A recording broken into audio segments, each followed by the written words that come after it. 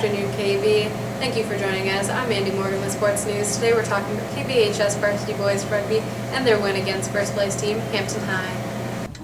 It was the perfect weather for a game on Friday, May 10th. The build-up to this game was tense, with their coach Steve Smith telling them how good of a team Hampton was. They didn't really know what to expect, so they practiced long and hard in the days leading up to the game. Thankfully, it paid off. KV won 21-7, with Ryan Williams scoring 2 tries and 2 kicks for points, and Brad Fenn with 1 try. The game started off better than expected, with KV taking the first 5 points with a try from Ryan Williams. But Hampton bounced back to tie 5-5. KV then scored the next 2 tries, but things took a turn for the worst when Matthew Donnelly got injured during the second half. Teammate Ben Blaney had this to say. We were in the scrum, the ball got thrown in, we kicked it back, he got the ball out, and one of their players ran at him. Like I said, he wasn't a small guy, he was big, he was around 250, hit him before Matt could get the ball away, and Matt's body went one way and his leg went the other.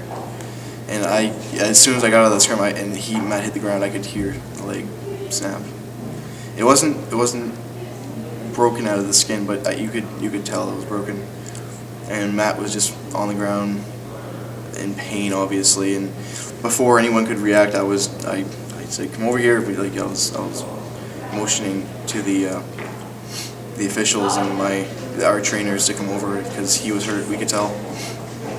And it was pretty heart-wrenching. I guess we should have saw it coming because he's like 5'5" and like 120, soaking wet. So when a guy who was around 250 landed on him, it wasn't very surprising that he broke his fibula. So when we lost our scrum half, that was a little awful, but we ended up winning, and it was great. Despite the injury, KV came out on top, winning the game against Hampton. Hampton's team also suffered an injury, with player number 8 dislocating his elbow. Both players are okay.